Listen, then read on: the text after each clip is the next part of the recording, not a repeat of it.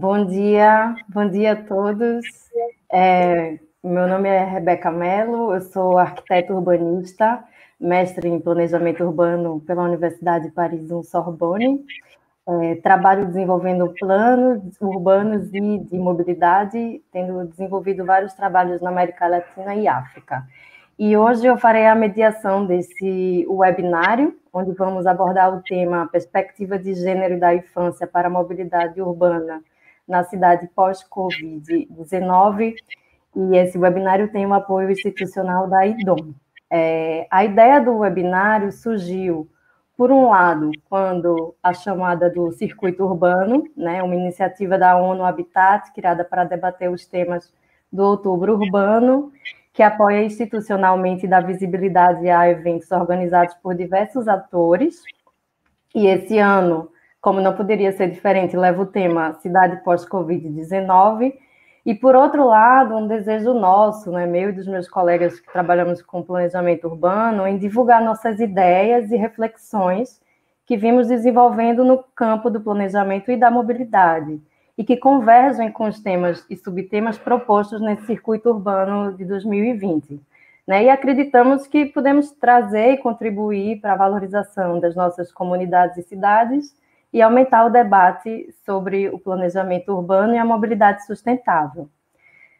Dessa forma, né, pensamos em estruturar o webinário escolhendo falar sobre mobilidade, que é tema dos nossos projetos, né, quando desenvolvemos planos de mobilidade, e também é um assunto transversal quando a gente trabalha com planejamento urbano. Então, a mobilidade ela sempre faz parte desse nosso tema, né?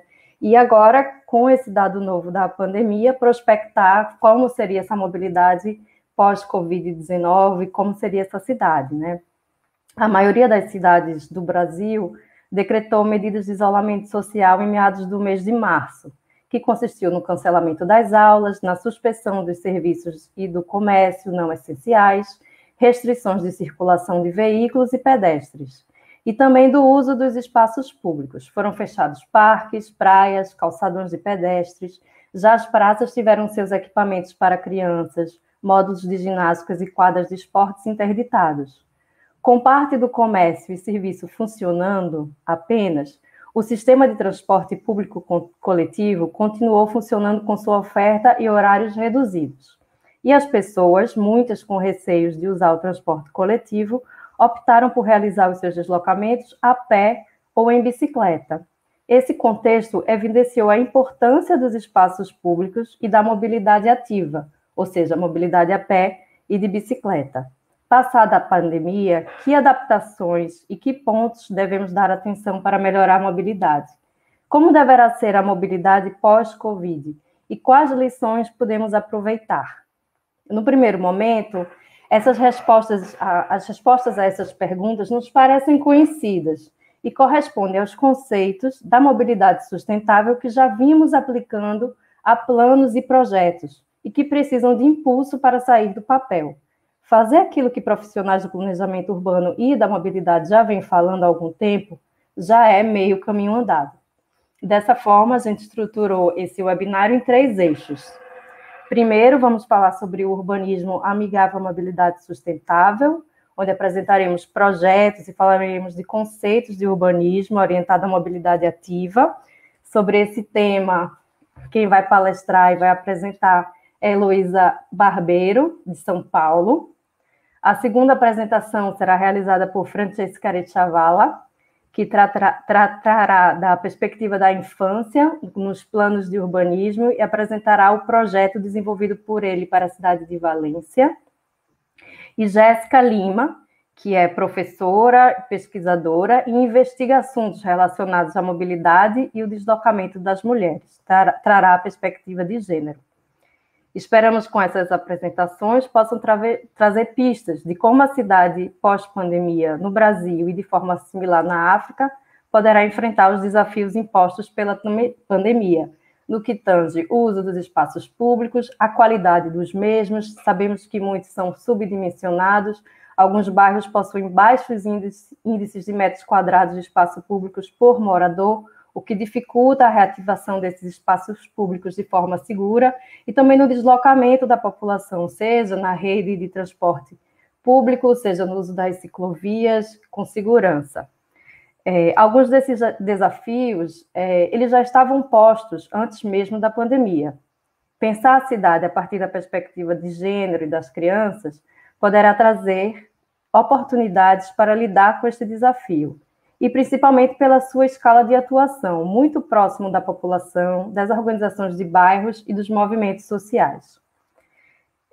Antes de apresentar cada um dos palestrantes e começar, de fato, com as nossas reflexões, eu gostaria de lembrar que esse webinário tem o apoio institucional da IDOM, que é uma consultoria que desenvolve planos e projetos na área de mobilidade e planejamento urbano, entre outros temas, na África e no Brasil. Agradecer a Tiara Tielli, que está fazendo o suporte técnico a esse webinário, e Dália Katz, que é urbanista e arquiteta, que trabalha conosco nos planos de mobilidade também, que está nos ajudando nas respostas no chat. Então, acho que a gente pode passar para a nossa primeira apresentação, que é a Heloísa Barbeiro. Heloísa Helena Barbeiro é arquiteta e urbanista pela Universidade Mackenzie, em São Paulo, com pós-graduação em Desenvolvimento Econômico Regional e Local e Gestão do Território pela Universidade de Valladolid, na Espanha. Atualmente é diretora de Cidades e Territórios da IDOM no Brasil, onde desenvolve projetos urbanos para Brasil, Cuba, Peru, Espanha e Angola. Foi coordenadora do Plano Diretor do Centro da cidade de Manaus, que ganhou o prêmio da ONU Habitat e do CAL de Melhores Práticas Urbanas, entre outros projetos. Olá, bom dia a todos, tudo bem? Bom, a ideia aqui é que eu fale um pouco sobre a questão do urbanismo, a questão do urbanismo ligado à pandemia e do urbanismo em relação à mobilidade. Então, vou iniciar aqui minha apresentação pensando que a pandemia do Covid fez nascer várias iniciativas e preocupações quanto ao planejamento urbano e desenho urbano. Eu, sinceramente, acho isso muito bom porque vimos que mais gente começou a se questionar sobre as cidades. Mas essa relação entre a saúde pública e o urbanismo não é atrelada somente a esse momento de pandemia. Ao longo da história, a gente viu várias cidades serem pensadas e remodeladas buscando atender esses conceitos de salubridade, higienização, medicina. Então, as malhas ortogonais, que buscavam maior ventilação, escalonamento de edifícios altos para irradiação solar ou circulação de ar entre as unidades habitacionais, e mesmo os critérios que buscavam restringir adensamento populacional ou construtivo, que foram adotados em muitos modelos urbanos que vemos em várias cidades do mundo até hoje. Os croquis modernistas que a gente costuma ver, que colocam as setas de ventilação e irradiação, tem incidências claras na arquitetura, mas também no desenho da cidade modernista, que setorizou os usos, que organizou a cidade por vias largas, com dependência do veículo individual, que era considerado como libertador, e atrelado também a edifícios monofuncionais, que eram questões que estavam determinadas pela Carta de Atenas, que foi redigida pelo arquiteto Le Corbusier, francês, e que teve tuberculose. A mesma também, a gente pode fazer essa ligação também com o urbanismo, que foi o modelo das cidades de jardim, as cidades americanas, do arquiteto Frank Lloyd Wright, que também previam bairros, mas nesse caso bairros exclusivamente residenciais, muito pouco densos, populacionalmente, construtivamente, bastante arborizados, mas que dependiam dos centros das cidades para conseguir acesso a trabalho, estudo, equipamentos, serviços urbanos. Isso tudo na tentativa de garantir ambientes mais saudáveis. Mas quando a gente vem para as nossas cidades e traz a cidade real, principalmente no contexto brasileiro, ou no contexto da África lusófona, a gente percebe que existem algumas peculiaridades, né? As cidades ainda são monofuncionais, não pelo critério delas serem planejadas, mas porque elas dependem, né, da oferta de emprego e de serviços muito no centro consolidados, no centro histórico das cidades. Então, isso faz com que exista um deslocamento muito grande, ainda muito dependente do veículo individual, porque as áreas residenciais, principalmente para a população de mais baixa renda, é lançada para a periferia das cidades, porque é onde o solo urbano é mais barato, ou mesmo onde é possível construir, porque o centro já está colocado muito para a população de mais alta renda, que conseguem acender a esse espaço urbano, onde já existe infraestrutura instalada, onde tem os equipamentos públicos e os empregos.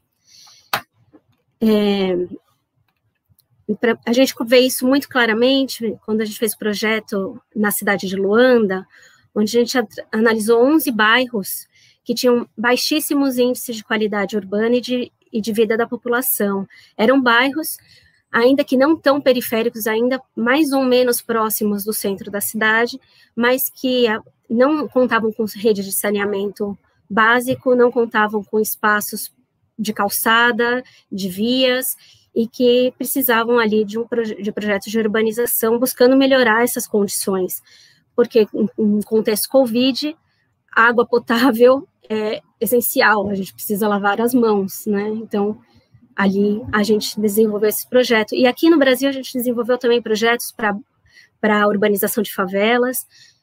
Aqui em São Paulo a gente, inclusive, está terminando alguns projetos ligados à urbanização de favelas, buscando, inclusive, trazer novos espaços.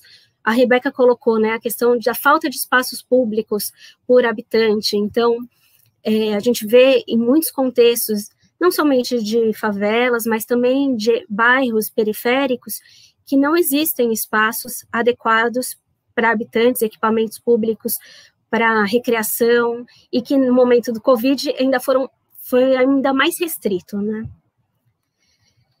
Mas, além disso, a gente tem que lembrar que as nossas cidades estão crescendo de forma indiscriminada, isso na América Latina e também na África. As manchas urbanas estão crescendo, elas se conurbam com os municípios vizinhos e vão crescendo de forma tão intensa sobre áreas que não são urbanas ou que são protegidas. Muitas dessas áreas que não deveriam ser ocupadas são ambientalmente frágeis e executam um serviço ecossistêmico importante e que nos geram, inclusive, bem-estar e saúde. O que vemos essa ocupação indiscriminada também é pelo anseio em situações mais vulneráveis da necessidade de habitação, que não está sendo atendida em bairros consolidados e próximos a infraestruturas, bairros mais centrais.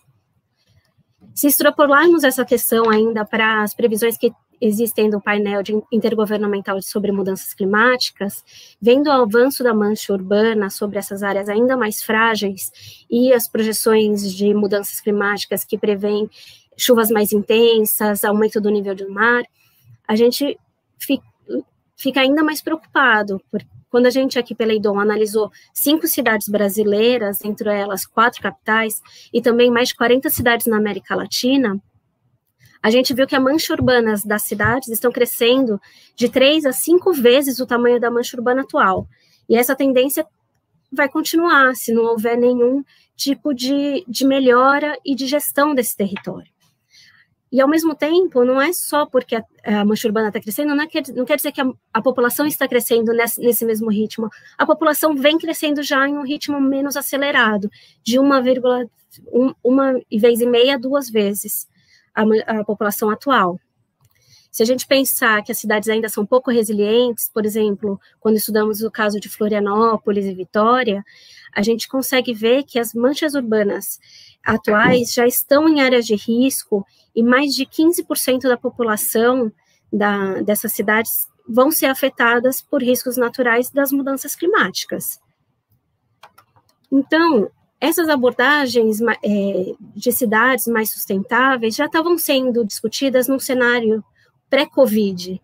Esses conceitos de buscar frear essa expansão urbana descontrolada, não pensar mais a cidade monofuncionalmente, dependente de veículos individuais, eram questões que os urbanistas traziam já antes da pandemia, mas que ficou ainda mais forte quando as pessoas se viram presas dentro de casa, porque os deslocamentos a pé e de bicicleta começaram a ser soluções saudáveis, soluções para esse momento, e que elas começaram a se questionar por que elas não faziam antes, o que a cidade não tinha para elas conseguirem fazer esses deslocamentos ativos.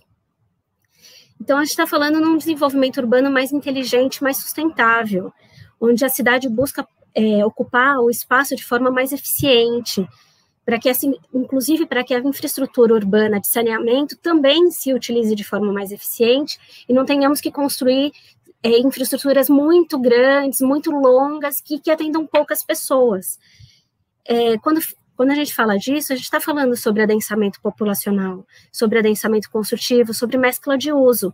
E essa aliança entre o adensamento populacional e a mobilidade ativa e a mobilidade público massiva é evidente essa aliança. Se conseguimos diminuir o número de deslocamentos motorizados, diminuímos a poluição e a contaminação das cidades. Se conseguimos conter e adensar a mancha urbana, podemos gerar mais áreas de proteção, mais espaço público, equipamentos urbanos para atender a população. A gente ocupa menos espaço para as áreas de trabalho, habitação, e sobra mais espaço próximo a elas para outros usos. E se adensarmos, um maior número de pessoas pode morar próximo a essas ofertas urbanas, e também próximo ao sistema de transporte ativo e massivo, que favorece os deslocamentos sustentáveis e saudáveis.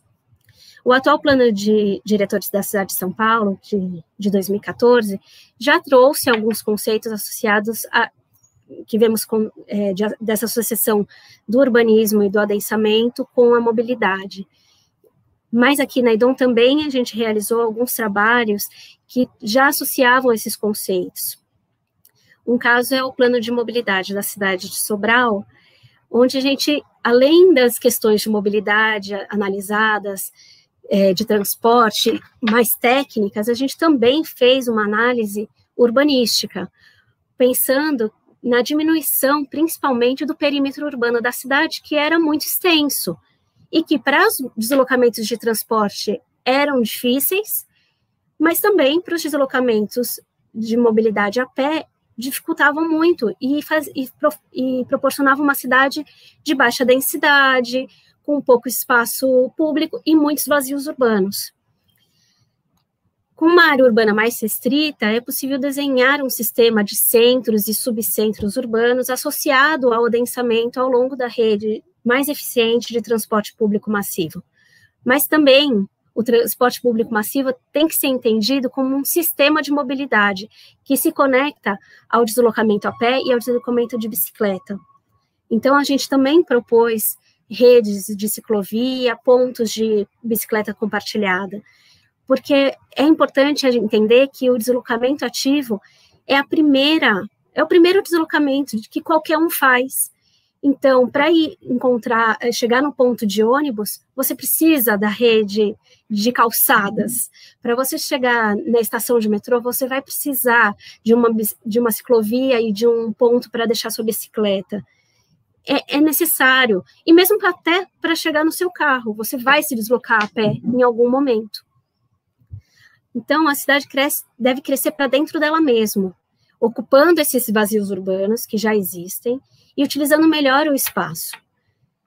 Para que isso ocorra, a cidade tem que proporcionar aos seus moradores oportunidades de habitação, emprego, serviços e equipamentos a distâncias factíveis de pedestres e ciclistas. Deve proporcionar a infraestrutura básica para realizar esses deslocamentos. E deve tornar esses deslocamentos mais atrativos, mais vibrantes, para que as pessoas desejem realizá-los de forma mais frequente. Isso também está ligado à saúde, porque os deslocamentos ativos movimentam o nosso corpo, movimentam o nosso coração, e faz com que a gente respire ar. Está ligado à saúde pública também. Mas, nesse momento da pandemia Covid, isso ainda foi forçado a ser utilizado e pensado, e as cidades começaram a pensar em ações mais voltadas para as pessoas. A Organização Mundial da Saúde recomendou a utilização de bicicletas e da caminhada para os deslocamentos essenciais durante o Covid. E esses deslocamentos só podem ser realizados se essas distâncias a serem percorridas estiverem na escala do pedestre e do ciclista. Em diversas localidades do mundo, a gente viu ciclovias temporárias sendo criadas, sobre faixas de rolamento que antes eram exclusivamente para os carros. Hoje também a gente consegue ver algumas ruas sendo fechadas ou com as suas velocidades diminuídas, para que finalmente o pedestre recebesse o protagonismo e o espaço que ele precisa. A cidade de Bogotá, por exemplo, incrementou 117 quilômetros de ciclovia no auge da pandemia. É lógico que criar ciclovias, melhorar a infraestrutura de transporte para pedestres, calçadas e para o transporte público necessita dinheiro, necessita financiamentos, alguns infraestrutura urbana, né? Os municípios precisam desse orçamento. Mas a gente viu aplicado justamente por causa da pandemia os conceitos de urbanismo tático, que são iniciativas de baixo custo para intervenções urbanas, às vezes pontuais, às vezes até se tornam permanentes, para dar o direito à cidade, para repensar os espaços públicos e seus protagonistas. Então, nesse movimento da pandemia, em que a gente se viu restrito a poucos deslocamentos e a deslocamentos mais ativos, as cidades começaram a se tornar laboratórios de experiências que já estavam sendo discutidas, que já estavam sendo defendidas pelos urbanistas, pelos planejadores de mobilidade, mas que ainda eram pouco aplicadas. E a pandemia veio para mostrar que elas são necessárias. Mas também vale ressaltar que essas medidas, por vezes provisórias, que foram implementadas na pandemia, buscavam sanar debilidades e deficiências da mobilidade ativa e que atendiam principalmente a esse grupo populacional, os adultos que precisavam realizar essas atividades essenciais. No Brasil, mais de 35% dos deslocamentos diários da população são realizados a pé, isso já antes da pandemia. Com a pandemia, isso ainda se incrementou. Mas menos de 20% das calçadas das nossas cidades, menos de 20% das vias das nossas cidades têm calçadas. Então, se já era urgente estabelecer infraestrutura para pedestre, para ciclista, na pandemia isso ficou ainda mais forte. Quando a gente realizou o plano de reabilitação do centro da cidade de Manaus, a gente percebeu que bairros centrais da área histórica possuíam menos de 25% de calçada instalada. Se não tem calçada, como se faz o deslocamento? Como se mantém o distanciamento social se não existe a infraestrutura mínima? Também é importante salientar que nas calçadas que existem nas nossas cidades, há uma irregularidade grande de tamanhos, de dimensões mínimas, de tipo de material, de interferência de mobiliário urbano e de redes de empresas públicas, como os postes de luz, água, telefonia. Então,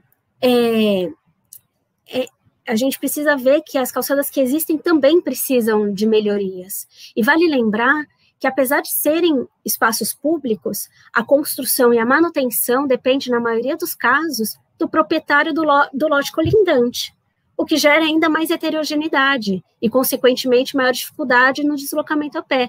Cada proprietário respeita aí algumas regras, mas faz a calçada do jeito que pode fazer.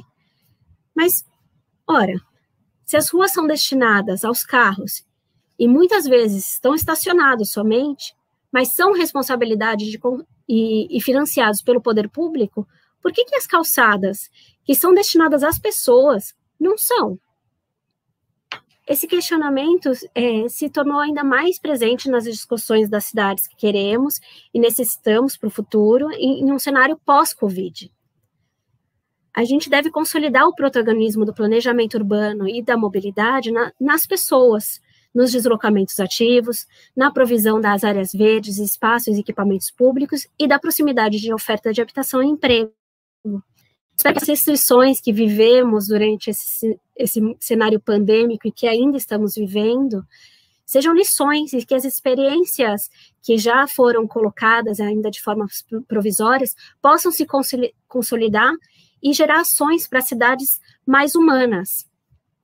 E aqui eu inicio a nossa discussão entre nossos colegas, pensando que essa discussão que estamos fazendo já ao longo dos anos sobre urbanismo, a mim me parece que poucas pessoas, que uma parte das pessoas não estão sendo ouvidas. As mulheres que fazem deslocamentos a pé, em sua grande maioria, e as crianças, muitas vezes elas muitas vezes. Agora, na pandemia, vimos que elas foram o grupo populacional que ficou mais restrito e que teve menos acesso à cidade. Mas isso não é só na pandemia, porque eu imagino que se a cidade fosse pensada e ouvida e planejada por crianças, as nossas calçadas, a gente não estaria com 20% de calçadas, a gente teria 100% de calçadas bem feitas, realizadas pelo poder público, porque seriam os jardins, os quintais das casas e dos apartamentos onde essas crianças moram, porque, afinal de contas, elas conseguem andar, elas conseguem engatinhar na calçada, elas nem sempre conseguem dirigir, andar de bicicleta ou pegar o transporte público, mas a calçada é um espaço de brincadeira e poderia ser o espaço das crianças. Então, começa aqui a nossa discussão.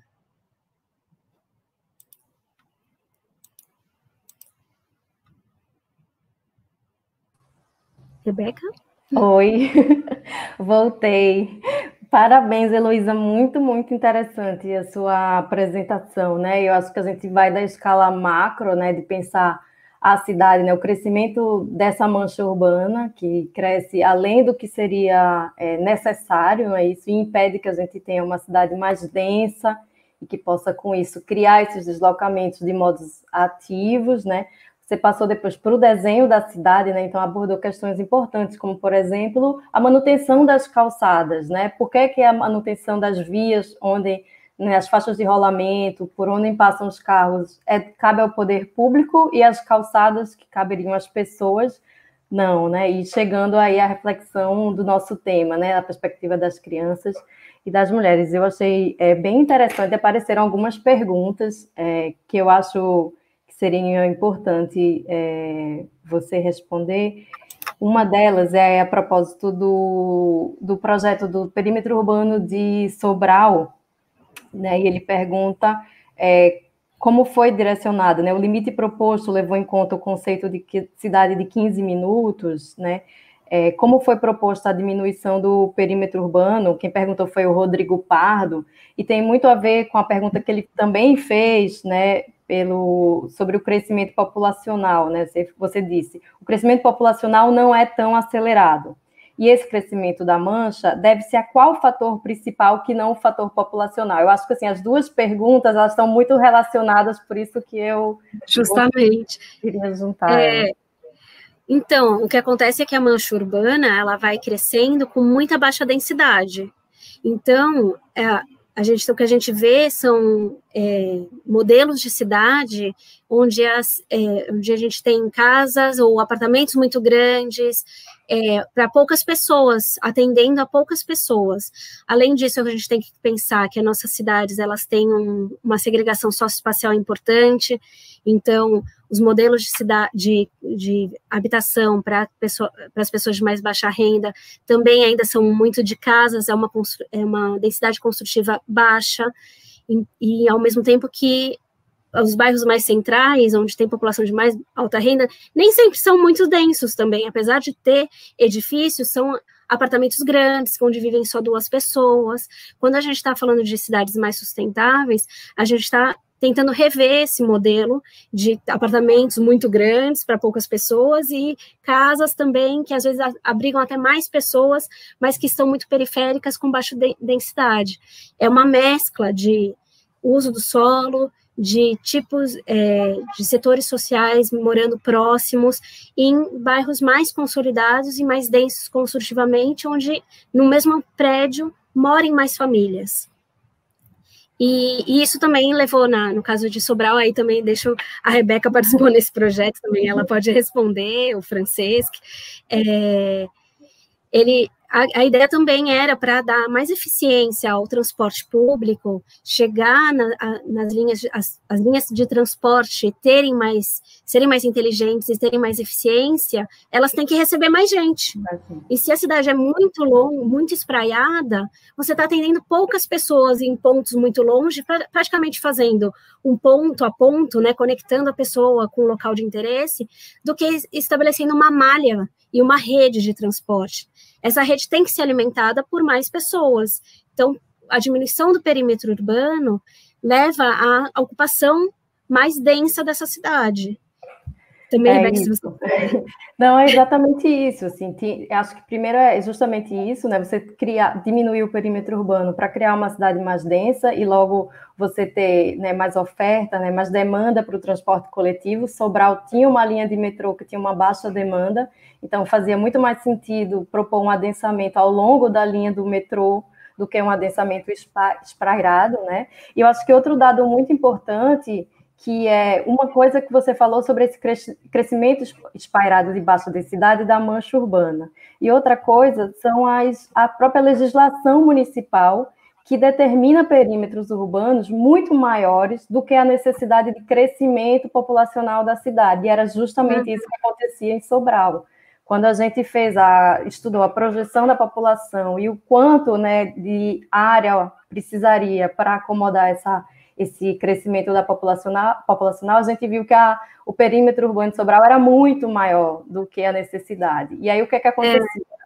A gente sabe que o solo urbano mais distante do centro, ele é mais barato. Então, os empreendedores imobiliários, eles escolhiam fazer empreendimentos habitacionais, sobretudo de interesse social, mais afastados do centro. E aí ia criando um próprio problema para a municipalidade, que tinha que ter uma linha de transporte mais longa e que logo aquilo ali não era sustentável financeiramente. Então, eu acho que está muito ligado, né, assim, o crescimento, a baixa densidade com a legislação municipal, né, e eu acho que talvez agora, né, com essa, assim, acho que Sobral foi muito corajoso quando ele propôs diminuir o perímetro urbano. Não é o que a gente observa, né, as cidades, na realidade, elas querem sempre crescer, ampliar, mas talvez que essa reflexão, né, precisamos de cidade mais densa para esses momentos de pandemia, talvez a gente possa ampliar. Eu acho que a questão da pandemia também, muitas vezes as pessoas se assustam com a palavra adensar, e ainda no momento de pandemia vai ter muita gente morando perto,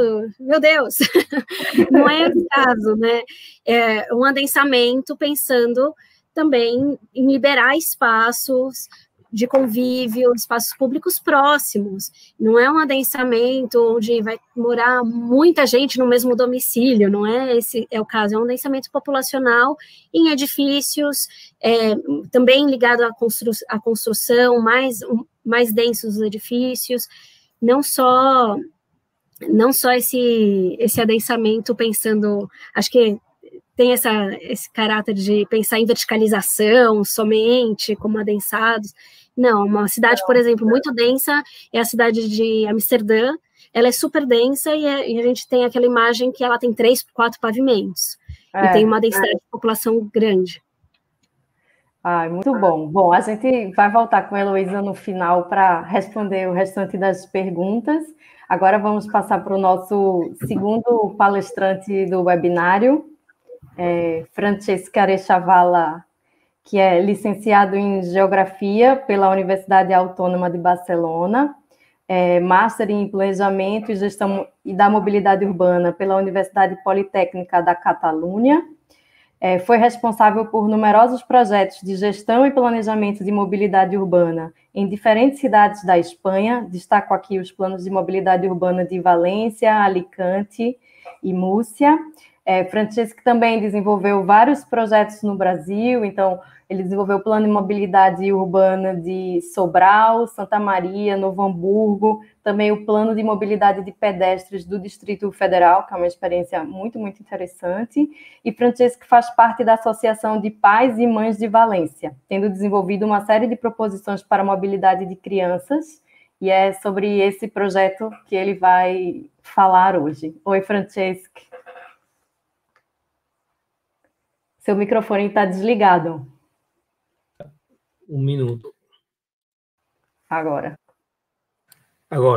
Bom dia. Obrigado, Rebeca. Bom dia. Vou compartilhar a apresentação. Ok? Está pronta? Sim?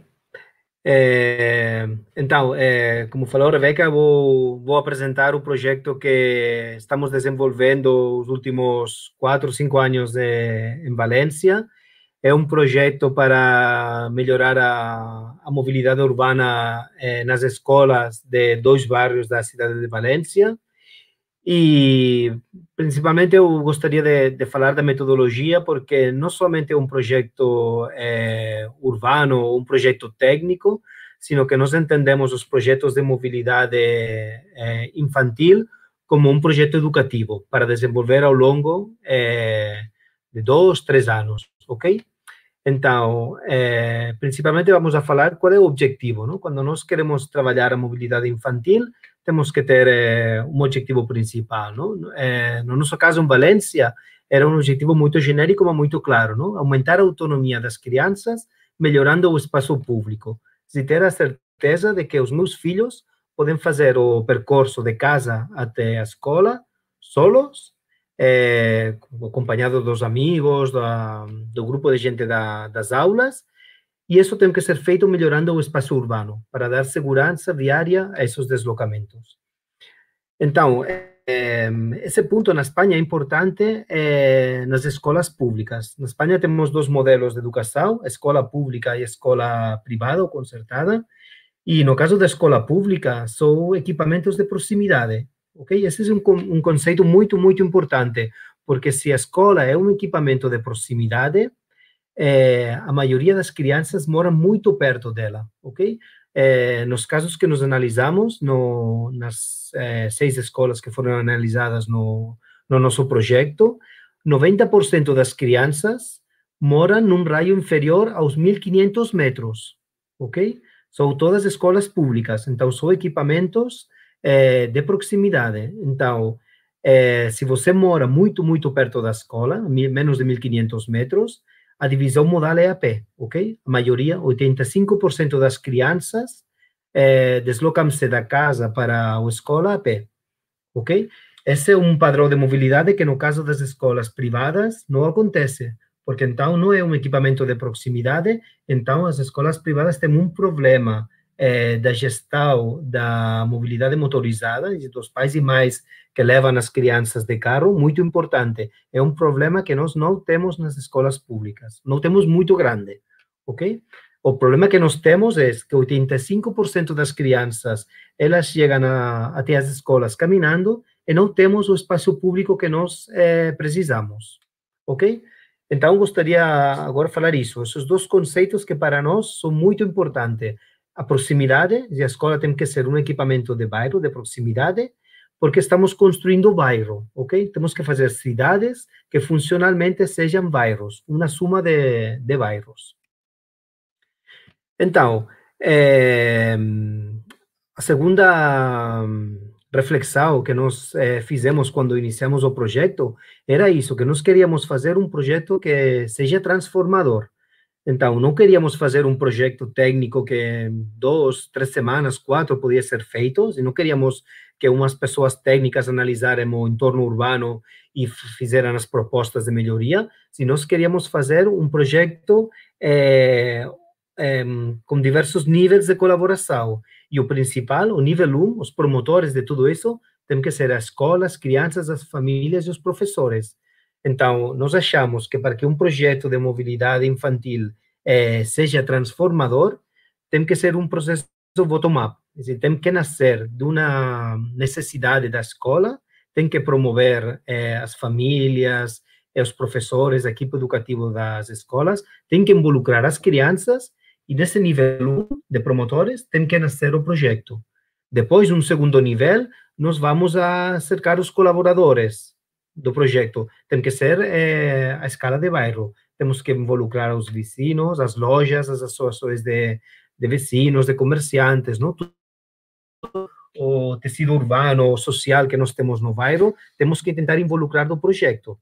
E, por último, o terceiro nível, o nível 3, é o que corresponde à prefeitura, porque, finalmente, a prefeitura tem que executar as atuações que o plano propõe, ok? Então, o que temos que fazer é promover o plano, cercar colaboradores na escala de bairro e, finalmente, solicitar à prefeitura a execução das propostas, ok? Esse é como nós trabalhamos o plano. Então, uma vez nós tínhamos claro esse marco metodológico que nós queríamos trabalhar, não? A escala de bairro, de proximidade, fazendo um projeto bottom-up da escola para cima, nós fizemos uma metodologia de trabalho muito clara, não? Nós não inventamos nada, tem muita metodologia de como fazer um plano de mobilidade na escola, que basicamente tem sete apartados, não?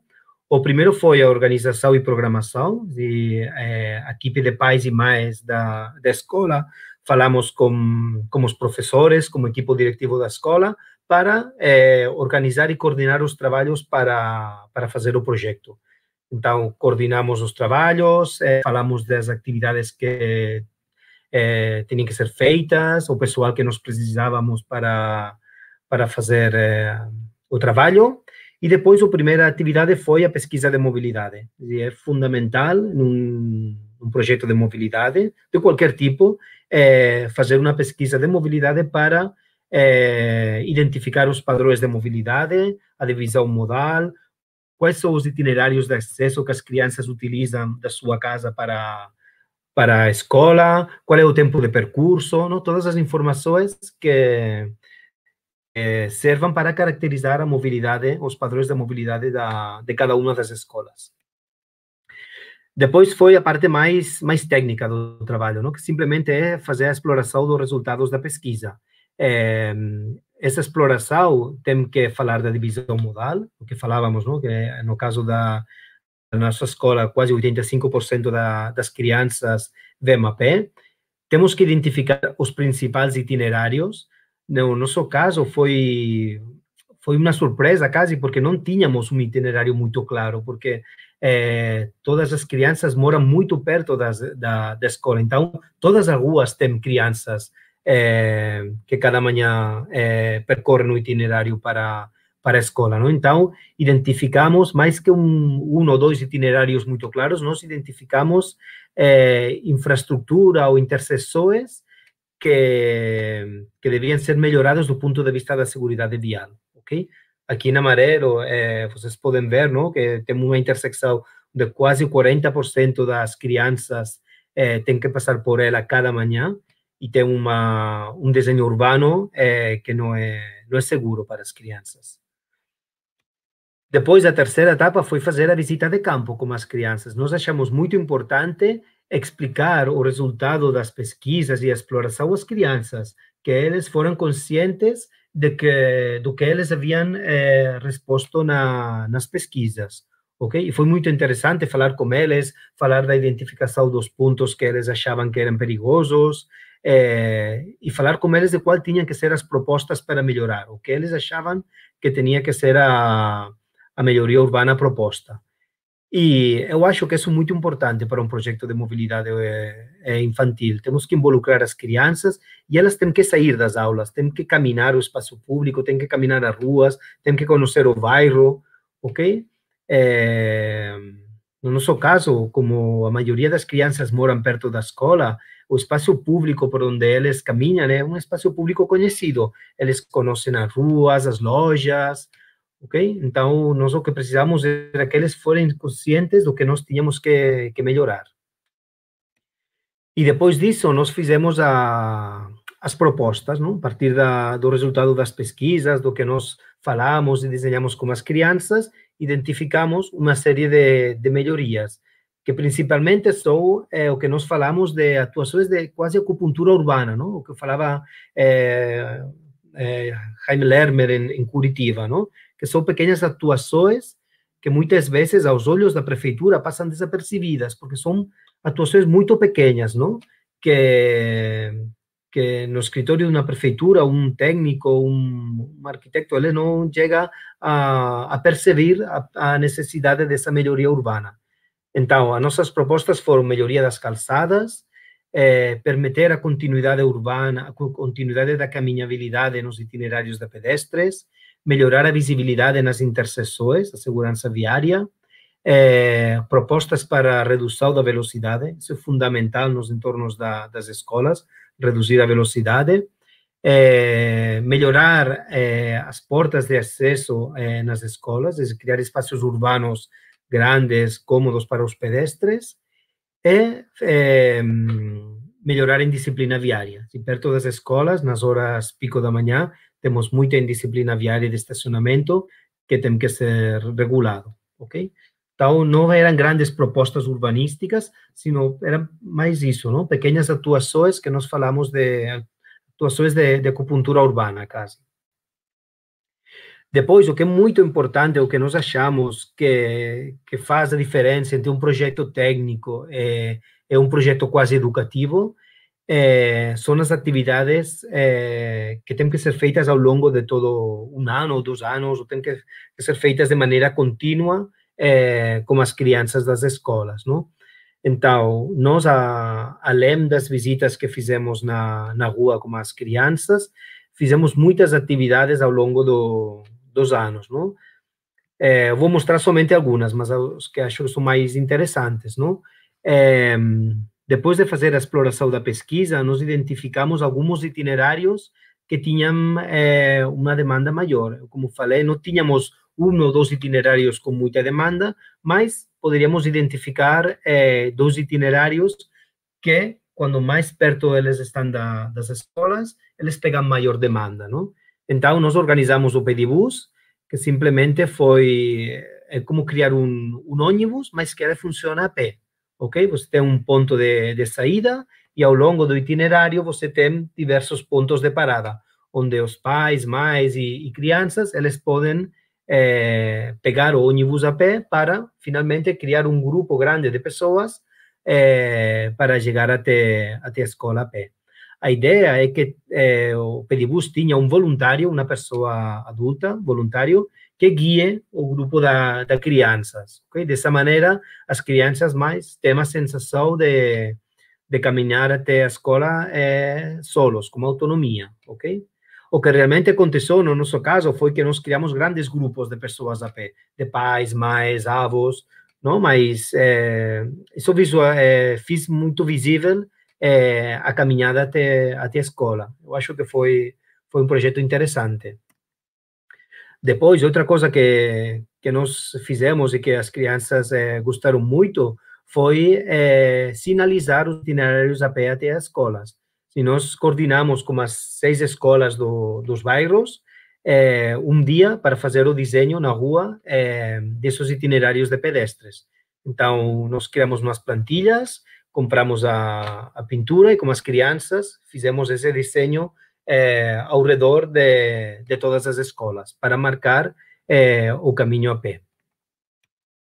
Também, cada ano, estamos fazendo um passeio da bicicleta pelo bairro, para solicitar à prefeitura as melhoras da ciclabilidade e da diminuição do tráfego e da velocidade, para criar bairros não somente mais caminhadas, sino também mais amáveis para a bicicleta.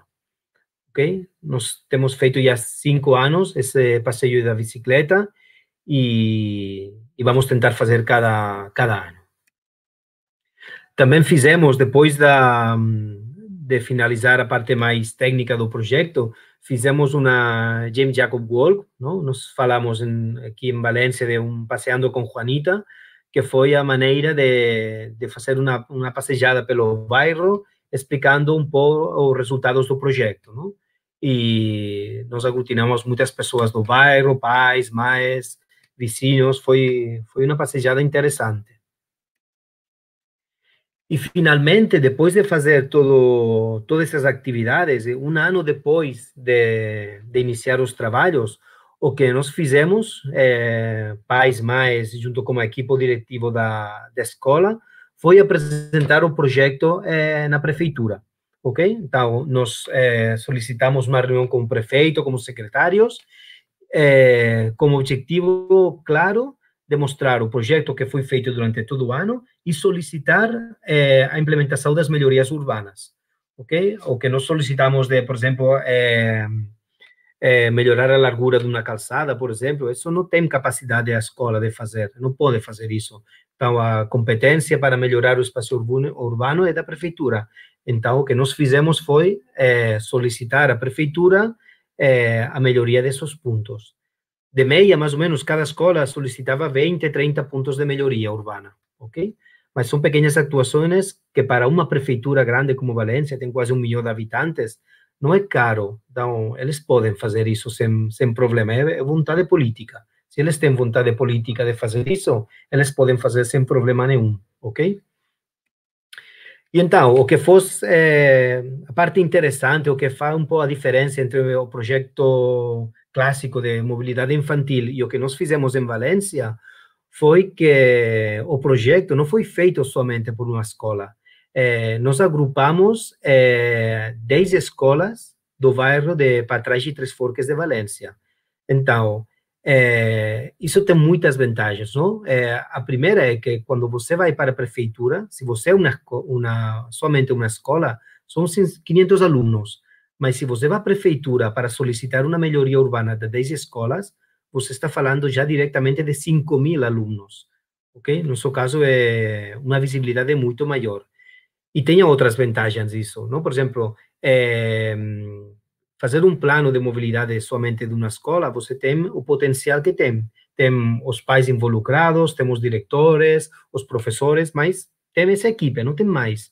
De outra maneira, se nós trabalhamos de forma coordenada com 10 escolas, nós podemos aproveitar as sinergias, recursos, conhecimentos comuns, nós podemos ter muita mais informação, muita mais potencialidade para fazer um bom projeto.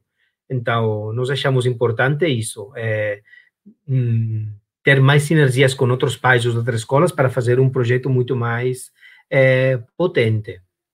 De outro lado, a pressão que as escolas podem fazer para a prefeitura, para eles executar o projeto, é muito maior.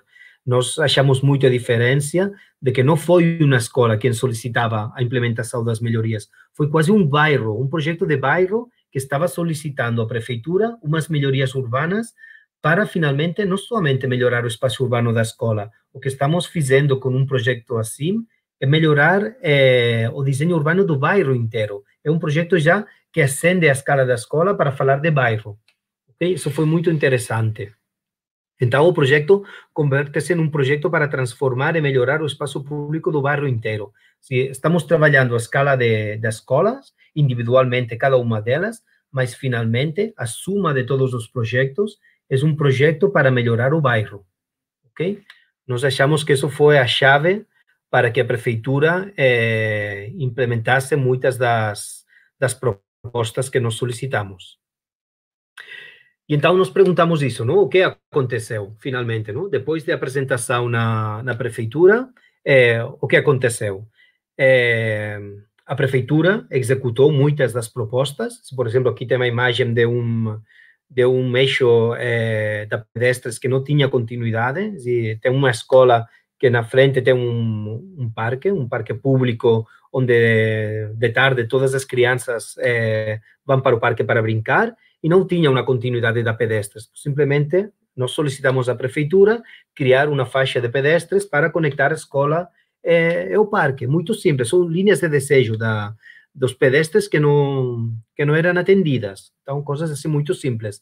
Então, a prefeitura executou algumas das propostas assim mais simples e que tinham um orçamento menor, mas as propostas que tinham um orçamento maior, como atuações nas avenidas principais ou avenidas que tinham muito tráfego, elas ainda não foram executadas, ok? O projeto foi apresentado em novembro de 2015 e ainda estamos lutando com a prefeitura para que eles implantem algumas das atuações que foram solicitadas, ok? Mas, parcialmente, o projeto foi atendido pela prefeitura. Agora, o que aconteceu com o Covid? Nós entendemos a crise sanitária do Covid como uma oportunidade. Muitas das questões que nós estávamos solicitando no ano 2015, 2016, de melhoria do espaço, de que os pedestres precisam de um espaço público de qualidade, onde poder manter o distanciamento físico, isso no ano 2015, 2016 não foi atendido.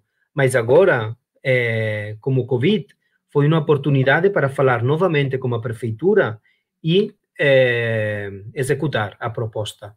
Nesse caso, as atuações do urbanismo tático, que nós no ano 2015 não falávamos muito do urbanismo tático, agora foi um grande aliado para a execução urgente das atuações. Aqui tem outro exemplo que foi feito 15 dias atrás. Isso é uma calçada onde temos acesso a uma das escolas, e tínhamos uma calçada de 1,5 metros de largura útil e uma faixa de estacionamento. Então, o que fizemos agora foi eliminar a faixa de estacionamento para conseguir, como uma atuação de urbanismo tático, alargar a calçada e facilitar mais ou menos o distanciamento físico que nós precisamos para entrar na escola, ok?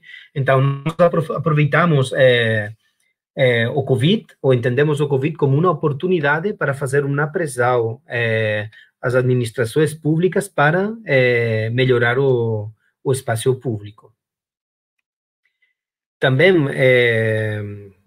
na Espanha, existe uma confederação espanhola de associações de pais e mães de alunos, que se chama CEAPA, que também aproveitou agora, no mês de setembro,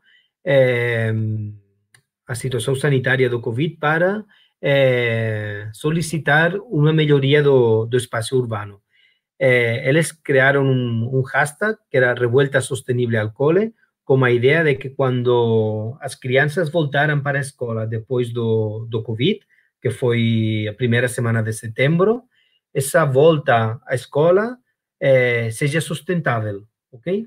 Então, eles estão aproveitando a volta à escola das crianças para solicitar umas atuações urbanas que melhorem a qualidade do espaço público.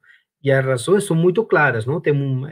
Precisamos de uma melhor qualidade do ar, a caminhabilidade permite uma melhor saúde, se você caminha com os amigos, é muito mais social, um modo de transporte muito mais social que pode ser um carro. Está demonstrado que a atividade física, a caminhada, melhora o rendimento escolar das crianças, gera autonomia, gera uma melhor segurança viária e tem uma poupança familiar também, tem uma melhora econômica das famílias. Então, foi uma campanha, essa da Revolta Sustentável às Escolas, onde colaboraram todas as associações de pais e mães da Espanha, incluso o governo de Espanha também. E, para fechar, simplesmente duas slides, não? Depois de fazer todo o projeto que estamos fazendo, de identificar os pontos de melhoria urbana, tudo isso, de seguir lutando com a prefeitura para que eles executem as propostas que ainda eles não implantaram, nós fizemos uma reflexão interna, não, de como nós podemos continuar o projeto, não, nos próximos anos, e nos perguntamos, não, e agora o quê? O que temos que fazer? Então, a resposta é a saúde pública, ok? E nós analisamos, e a Associação de Colecamins, que é a associação que engloba pais e mães das escolas do bairro, colaboramos com outra associação que se chama Valência per l'Aire, que ela luta para defender uma qualidade do ar boa nas cidades, ok? Então, nós fizemos uma campanha para conhecer os níveis de NO2 que temos nos entornos das escolas, ok? Então, o mapa que vocês podem olhar aqui na imagem, os pontos brancos são escolas, equipamentos escolares e de saúde, ok? Então, os que estão dentro da área mais preta são escolas e centros educativos onde a qualidade do ar é pior do limite que marca a OMS, ok? Os 40 miligramas por metro cúbico, ok? Então, nós precisamos melhorias urbanas, se temos que reduzir o número de veículos que circulam perto das escolas e temos que melhorar o espaço urbano por um problema de saúde pública. Se temos que melhorar a qualidade do ar, e isso tem que ser feito reduzindo os veículos, reduzindo a velocidade e melhorando a área que nós temos que destinar para os pedestres. Ok? Então, é um argumento indiscutível para melhorar o desenho urbano das escolas, ok? E criar bairros mais caminháveis, saudáveis e sustentáveis. Assim que a conclusão, para fechar a apresentação, eu simplesmente queria fazer essas conclusões, não?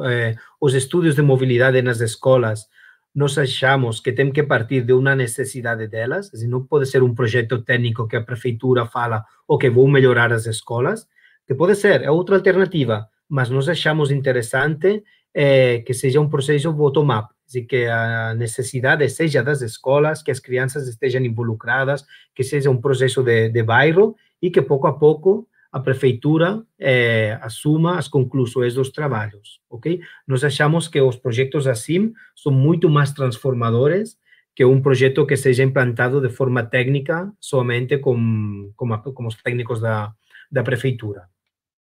Nesse sentido, é importante que professores, alunos e famílias trabalhem de forma coordenada e que os vizinhos, lojas e associações de bairro sejam involucrados no projeto. Temos que partir da escola, mas finalmente temos que acabar fazendo um projeto de bairro, de proximidade. Ok? E, por outro lado, e para fazer a diferença entre um projeto técnico e o que nós estamos tentando fazer, é fazer as atividades de conscienciação, divulgação e formação. É fundamental trabalhar com as crianças na rua, fazer trabalho de campo, fazer atividades, fazer passejadas, fazer passejadas da bicicletas e fazer toda essa parte de divulgação, formação, atividades lúdicas na rua, para fazer esse fomento dessa nova mobilidade sustentável que nós precisamos nos bairros. Também, no nosso caso, achamos que é muito importante criar redes no bairro, fazer participar as diferentes escolas e criar uma rede de escolas que entendam o espaço público do bairro e que, a partir das necessidades que nós temos em torno das escolas, nós consigamos melhorar o espaço público do bairro, ok? Então, não somente para melhorar as sinergias entre as pessoas, as oportunidades e tudo, sino também, como foi falado, para ter uma força importante de cara a solicitar as atuações na prefeitura. É muito importante isso. E, por último, fazer as reflexões do que está acontecendo no mundo, não? Se nós temos agora 2020 o Covid, falávamos anos atrás, mas agora está falando muito mais da qualidade do ar. A crise sanitária do Covid aqui nas cidades da Espanha, de forma geral, diminuiu ou melhorou a qualidade do ar 70%, se a mobilidade caiu 90% e a qualidade do ar melhorou 90%, 70%. Então, temos claro que a solução para melhorar a qualidade do ar é diminuir o número de carros.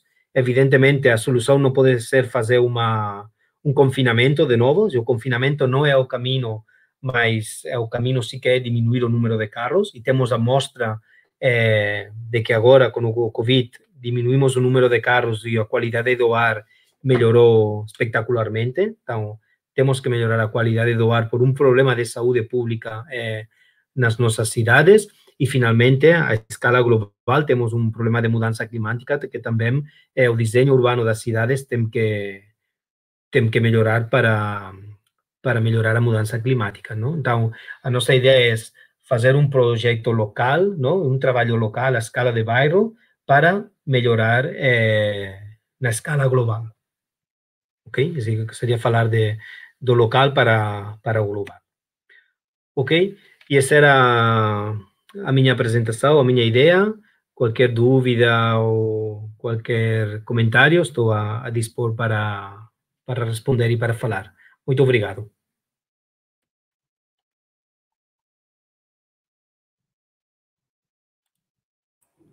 Franceschi, muito obrigada pela apresentação do projeto. Eu já conhecia, acho o projeto fantástico, assim, acho uma experiência muito bacana, rica, e eu acho que tem um componente muito interessante, assim, pensando nessa perspectiva do Covid, né, da cidade pós-Covid, é que, de alguma forma, as soluções para essa cidade, né, para lidar com a pandemia, elas já estavam colocadas, assim, né, eram projetos que a gente já vinha falando e implementando, né, quando há muito tempo, né, os engenheiros de transporte, os planejadores urbanos estão falando que a gente precisa diminuir a circulação, né, do veículo individual motorizado na cidade para melhorar a qualidade do ar, né, a gente prova isso, né, a partir do momento da pandemia, que reduz drasticamente essa circulação, assim como os usos do espaço público.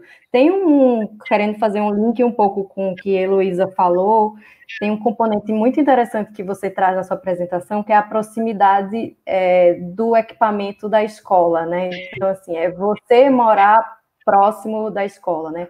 A escola tem que ser um equipamento de bairro, né?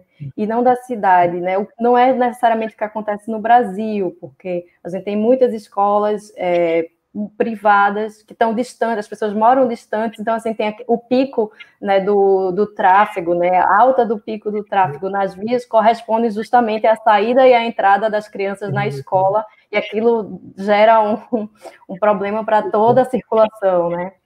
Não sei se você quer comentar alguma coisa sobre isso. E uma outra pergunta que apareceu, que é muito interessante aqui no chat, que é de Milene Moraes, que ela pergunta assim, como as famílias mobilizavam a participação ou não dessas crianças no projeto? Ela quer saber como era a participação das crianças. Você consegue perceber essa interferência? Quanto de autonomia as crianças tiveram nesse sentido? E também ela fez uma pergunta que se você podia explorar justamente um pouco melhor essa relação com as crianças e se todas as crianças concordavam em participar do desenvolvimento desse projeto. Eu acho que se você puder dar um pouco assim a perspectiva, como foi que as crianças se envolveram no projeto, seria interessante. Pues mira, três coisas, não? A primeira, o que você comentou da que muitas das atuações nós já tínhamos planejadas anteriormente à crise da Covid. Eu acho que o que demonstrou o Covid é a vontade política para implementar as atuações. Estamos falando de melhorar o espaço público, temos muitos anos já falando que temos que fazer isso, não? Eu acho que o Covid serviu para fazer de catalisador, não? Para fazer, agora precisamos disso, não? Temos uma crise sanitária, agora precisamos melhorar o espaço público. Eu acho que a diferença entre umas cidades e outra é a vontade política. Temos o caso claro de Paris, não? A Anne Hidalgo falou, ela pegou a bandeira de vamos a fazer uma cidade verde e sustentável, e ela está fazendo porque tem vontade política.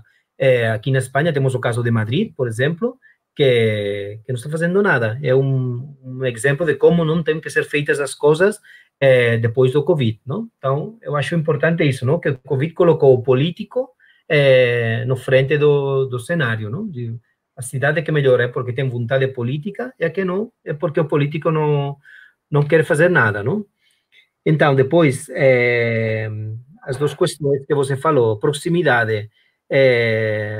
O nosso projeto, nós estamos falando em todas as palestras que nós fazemos da importância disso, de colocar a escola no centro do bairro, do equipamento do bairro.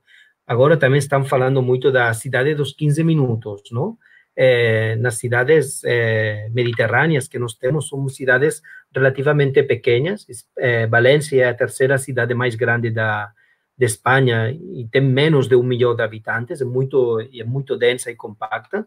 Então, se você tem todos os equipamentos que você precisa na escala de bairro, você pode fazer o bairro a pé, sem problema nenhum. Então, temos a estrutura funcional para fazer uma cidade caminhável.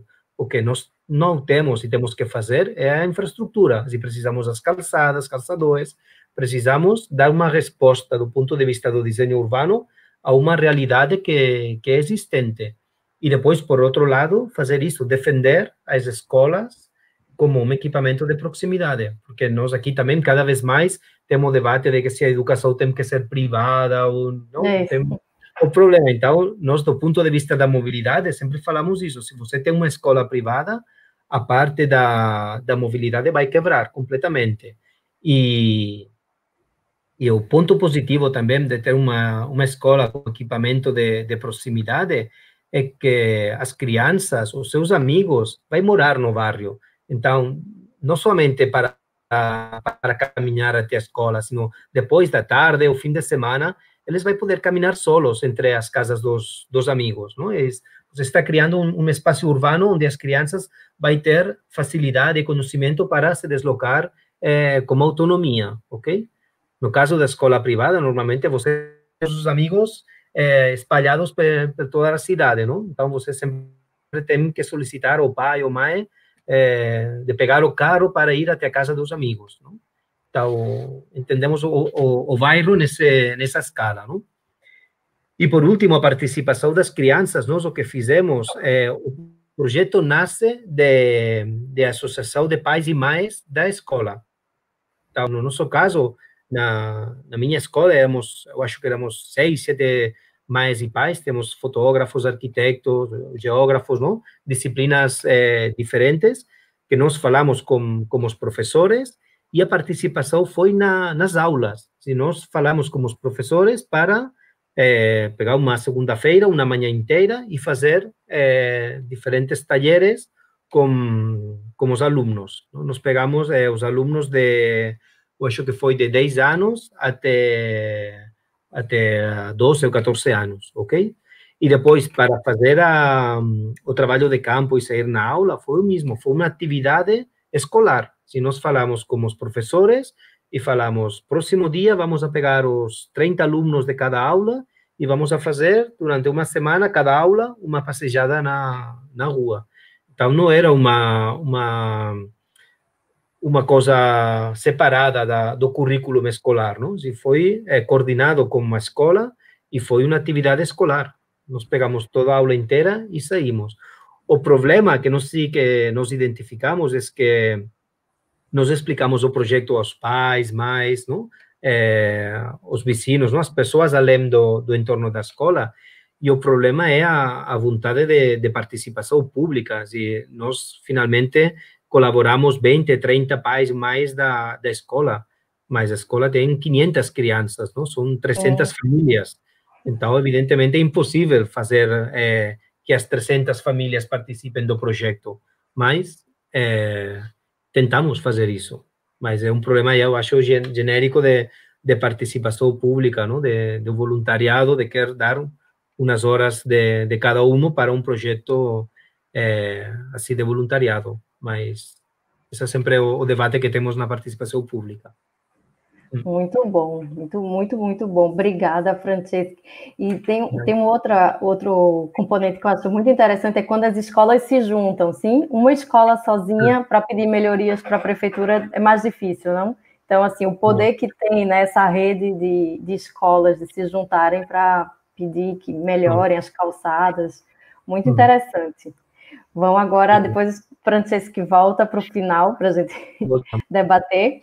Agora vamos chamar Jéssica Lima, que vai fazer a apresentação para a gente sobre a perspectiva de gênero, dos deslocamentos das mulheres. Jéssica Lima é professora assistente 2 da Universidade Federal de Alagoas, possui doutorado e mestrado em Engenharia Civil na área de transportes e gestão das infraestruturas urbanas pela Universidade Federal de Pernambuco, é também graduada em Engenharia de Produção, e produz conteúdo digital sobre transportes e mobilidade urbana no Instagram e podcast @atransportista.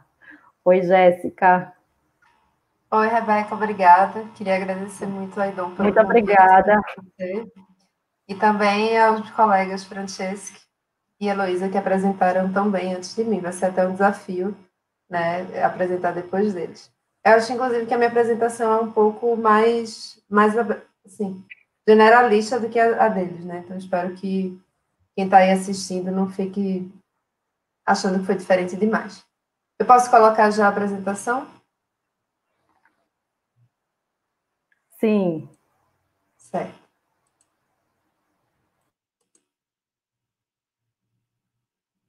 Estão enxergando?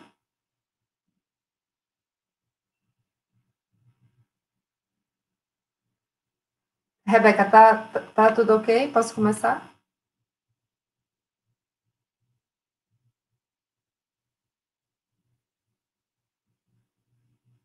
Rebeca?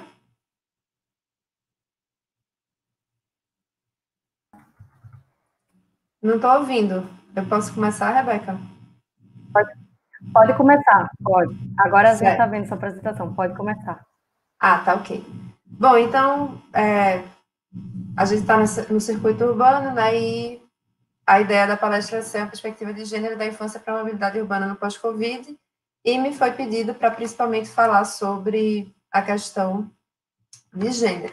Então, eu trouxe uma apresentação que eu vou apresentar alguns exemplos do que vem sendo discutido na literatura no mundo, mas também uma coisa mais abrangente e provocativa com relação justamente à possibilidade do mundo pós-Covid.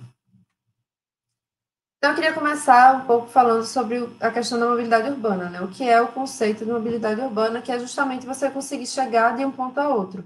Tanto a Heloísa, quanto trazendo a perspectiva do urbanismo, né, e da necessidade do planejamento urbano, de você adensar para justamente as pessoas conseguirem fazer esses deslocamentos de uma maneira mais eficiente e não precisarem depender tanto de um transporte motorizado.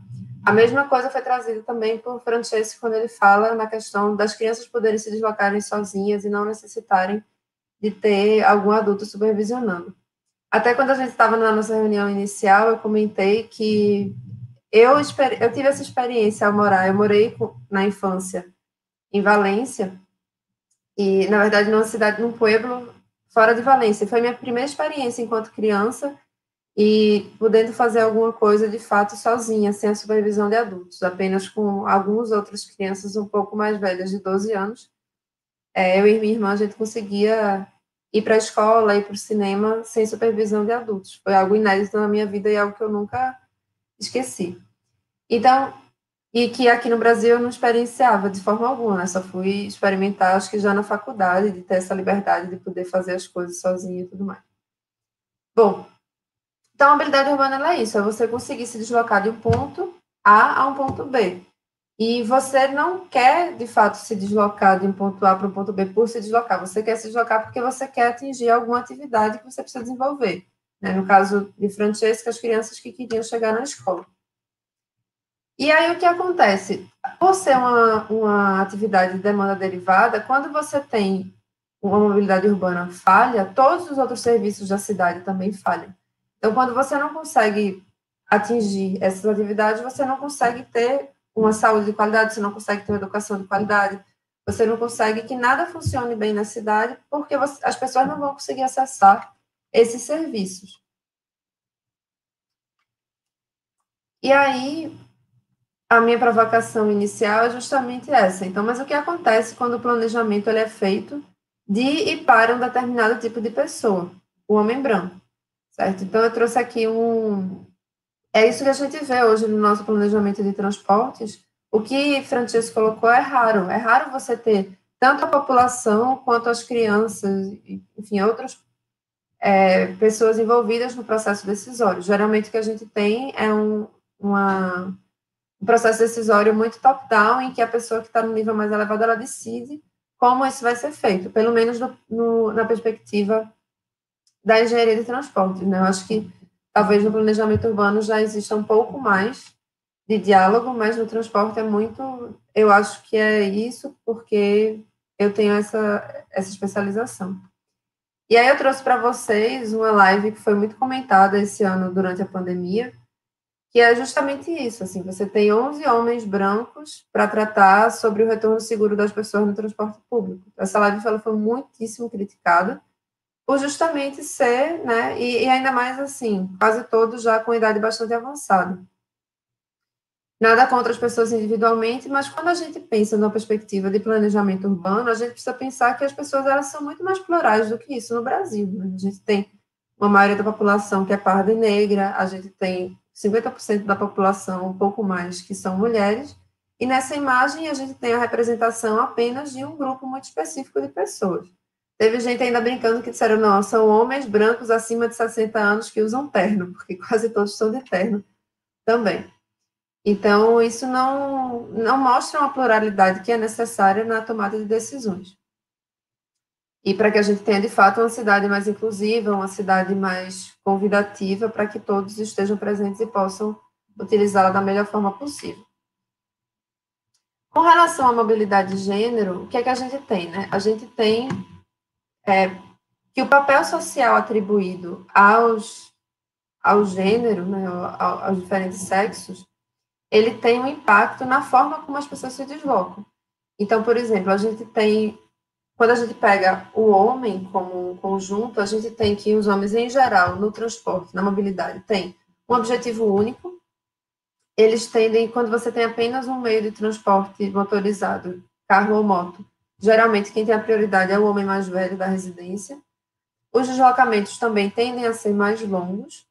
Então, esse deslocamento que é feito casa-trabalho, que a gente chama, geralmente os homens tendem a se deslocar para mais longe, talvez justamente relacionado com ter um meio de transporte superior. Então, se o homem que vai poder usar o carro, ele às vezes consegue ter acesso a outros empregos que as mulheres, por ficarem limitadas ao transporte público ou ao transporte ativo, muitas vezes não conseguem. Ou também, que eu vou tratar mais adiante, a questão do cuidado, né? Da tarefa do cuidado, tanto com os filhos quanto com as pessoas mais velhas.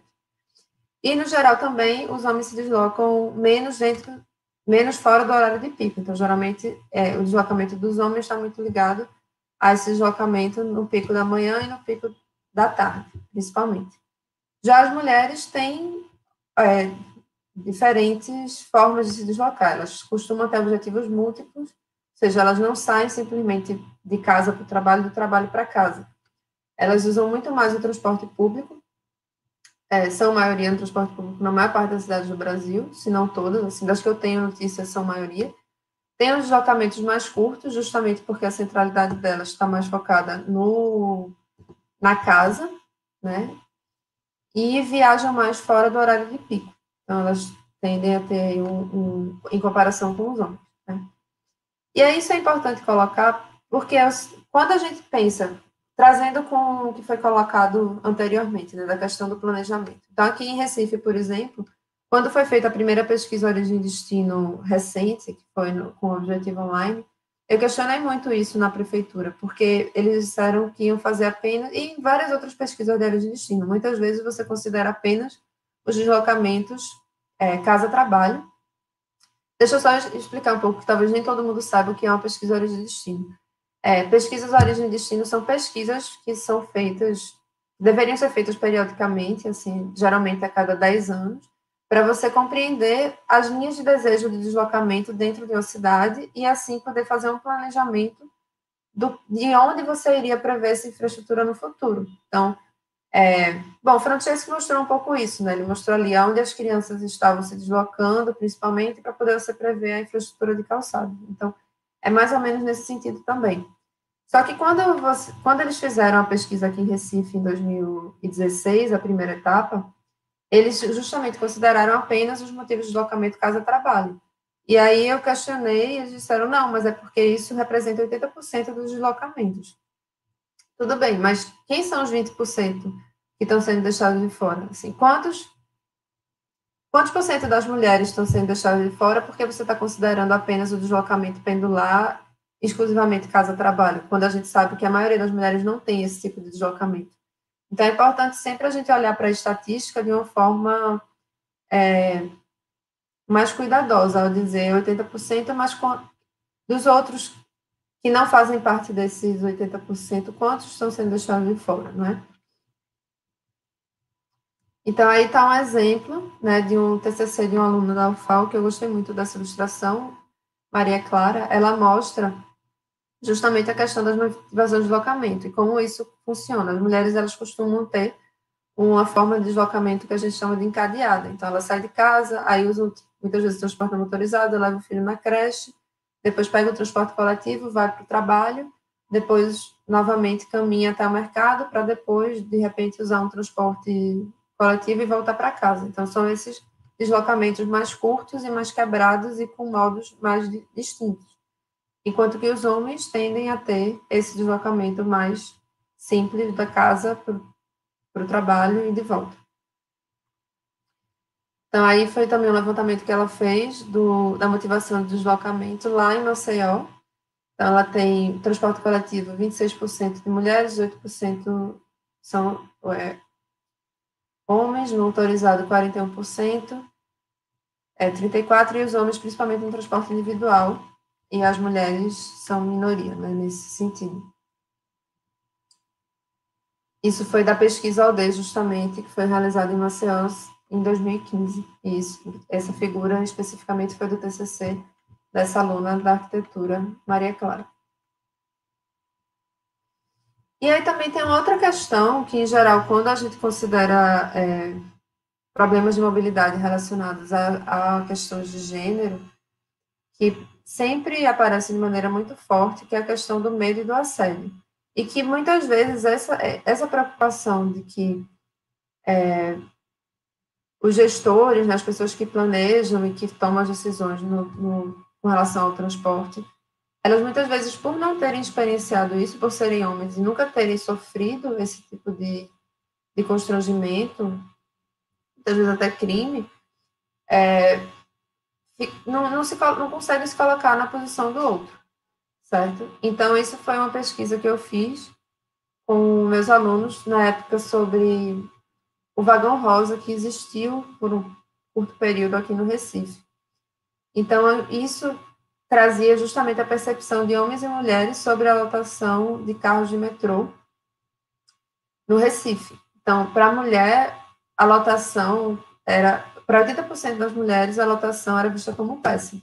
E isso está muito relacionado com o fato de que, quanto mais lotado está um transporte, maior a probabilidade de um assediador, né, se aproveitar da mulher sem que ela possa, de maneira, digamos assim, menos evidente. Né? Se está ali apertado, ele consegue chegar, se aproximar, se esfregar, enfim, fazer tudo que a gente sabe que acontece muitas vezes dentro do transporte público, por ser justamente um lugar fechado, um lugar onde você não tem muito para onde correr e onde você pode dizer, não, eu simplesmente caí, eu simplesmente está apertado, eu me encostei, quando a gente sabe que nem sempre é assim, né? Muitas vezes é, de fato, deliberado e é amplamente aceito. Assim. E com essa questão da lotação da Covid, né, da pandemia, isso também pode ter uma perspectiva, porque isso deveria reduzir a lotação dos carros, né, que a gente não vem vendo. Então, se para as mulheres já estava péssimo, agora ficou duplamente pior. E aí também trazendo um pouco dessa pesquisa que a gente fez no metrô, teve uma questão que eu achei bem interessante, que foi relacionada ao uso do metrô. Então, eles diziam que 37% das mulheres não usavam o metrô à noite e 30% dos homens não usavam o metrô à noite. Mas aí, quando a gente perguntou sobre a motivação disso acontecer, 67% das mulheres afirmaram que era por questões de medo. Elas tinham medo de usar o transporte público à noite, enquanto 75% dos homens disse que não precisou usar o transporte público à noite. Então, veja que existe uma diferença bastante significativa nisso. E quase 50% dos respondentes disseram que já viram uma mulher sofrer assédio no metrô. E o que é bastante preocupante é que essa linha ela vai crescendo. Então, quanto mais jovens, maior a probabilidade de você ter sofrido assédio no transporte, no metrô, no caso do Recife. Bom, e aí uma questão que eu gosto também de falar, que estava lá naquele slide inicial com relação a como ao deslocamento, né, a questão da centralidade do homem e da mulher. Essa é uma pesquisa que foi feita na Coreia do Sul em 2007 sobre justamente a especialidade com relação a gênero. E aí ele mostra que marido sem criança, que é esse que está no canto superior esquerdo, e os tipos de deslocamento. O azul é para trabalho, o vermelho é para trabalho de casa, no caso, trabalho doméstico, né, você resolver uma coisa em casa, e o verde é para coisas pessoais. E aí você consegue, do lado desse, né, no canto superior direito, tá mulheres sem crianças, e aí você percebe que ambos têm, mais ou menos semelhante, você não tem uma diferença tão grande assim. O dos homens é um pouco mais distante, eles se distanciam ainda um pouco mais do que as mulheres, mas não é tanto. Já quando você vai para o quartil inferior, com homens com criança e mulheres com criança, caso esposos e esposas com criança, você percebe que, de fato, existe um encolhimento, né? As mulheres, elas passam a ficar muito mais próximas, a trabalhar muito mais próximo de casa e a passar muito mais tempo dentro de casa, tanto com relação às esposas sem criança e principalmente com relação aos homens com criança. Você vê que o tempo de trabalho de casa, que é essa listra vermelha, é muito maior das mulheres do que com relação aos homens.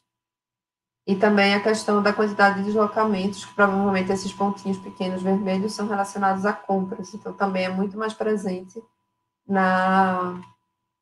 nesse que mostra mulheres com crianças no canto inferior direito. E eu gosto de trazer exemplos internacionais para a gente ver que isso não é uma questão que se limita ao Brasil, né? Você tem no mundo todo, por mais desenvolvido que seja o país, você vai ter essa coisa do papel da mulher, do cuidado e das limitações de acessibilidade e mobilidade advindas disso. Tem um estudo também que eu acho bem interessante, da Suécia, Erika Sendel, que ela mostra que as mulheres têm pessoas que têm deslocamentos ao trabalho de mais de 45 minutos têm 40% mais chances de se separar. Tá, mas o que é que isso tem a ver com gênero? Tem a ver com gênero que, geralmente, quem tem esses deslocamentos de mais de 45 minutos são os homens. Aí os homens, eles assumem esses empregos com deslocamentos grandes. As mulheres não podem assumir esse mesmo emprego, porque vão precisar cuidar das crianças, né, se acontecer alguma coisa. Então, as mulheres ficam limitadas na sua perspectiva profissional, ficam mais em casa, se ocupam mais do trabalho doméstico, e aí isso acaba levando, mesmo numa sociedade que tem se volta para a igualdade de gênero, né, de uma forma mais explícita, bem mais explícita do que no Brasil, mais forte e tudo mais, mesmo assim, isso leva a um aumento de 40% nas chances de separação desse casal. Então, veja o quanto, né, a questão da mobilidade, a questão do deslocamento, do adensamento, tem a ver com o bem-estar das pessoas e com a vida cotidiana delas. Bom, e aí, tudo isso é mais ou menos um apanhado do que seria uma perspectiva de gênero, de maneira bastante rápida, porque o tempo que a gente tinha programado eram inicialmente 15 minutos, né? Mas aí tinha principalmente a questão da pandemia, né? Da provocação da pandemia. O que a pandemia nos trouxe de perspectiva para tentar, talvez, melhorar um pouco essa questão, de oportunidade para tentar melhorar um pouco essa questão das diferenças de gênero. Acho que Francesco falou um pouco disso, né? Da questão de que foram ampliados espaços que antes eram exclusivamente do automóvel.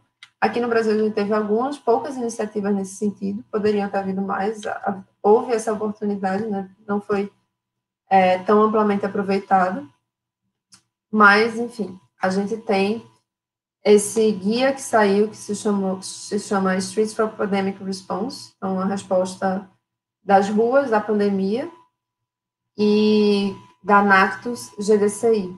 E aí, ele inicialmente estava em inglês, eu fiz esses cards justamente para traduzir um pouco, mas estão lá disponíveis no Instagram Transportista, mas eles também foram traduzidos depois estão disponíveis para baixar em português também, esse relatório.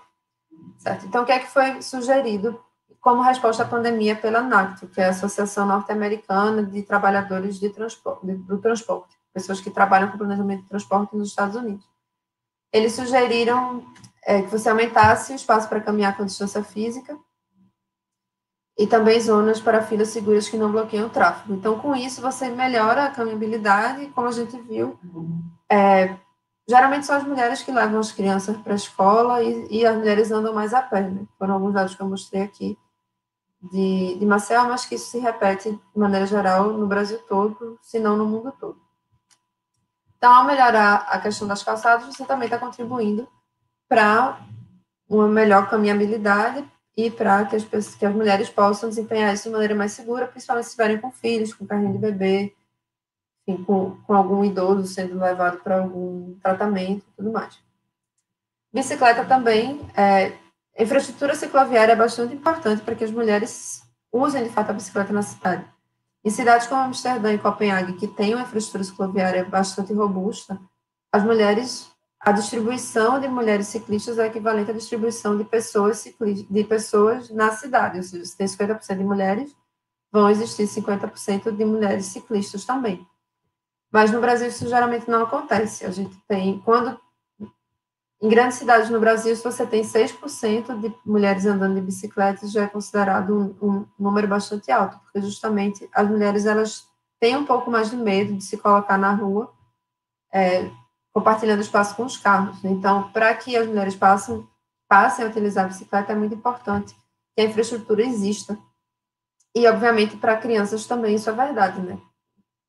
Se você tem uma infraestrutura segura para que as crianças andem de bicicleta, você pode permitir que os seus filhos cheguem à escola, mas se for para compartilhar espaço em vias de 60 km por hora, é pouco provável que os pais estejam de acordo caso eles tenham outra opção para os seus filhos, né?